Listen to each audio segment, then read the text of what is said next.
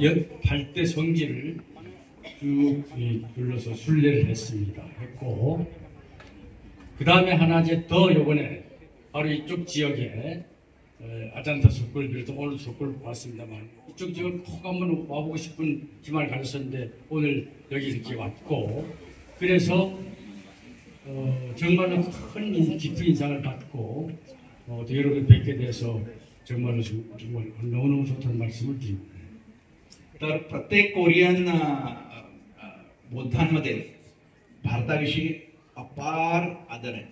म्हणजे झोपताना सुद्धा पाय भारताकडे राहतील याचा ते विचार करतात की आपले पाय भारताकडे नसावेत. तर प्रत्येक बुद्धाला असं वाटतं वेळ मिळाली तर मी बौद्धगयाला जाईन आणि तिथे जाऊन तथागतांनी काय काय केलं, कुशीनगर, सारनाथ तुम्हाला सगळंच माहित असेल ना. हा, तर मग कोरियन्सना आपल्याविषयी जास्त माहिती आहे आणि त्यांना असं वाटलं की मी ते करावं आणि त्यांनी तो पिलग्रिमेज केला.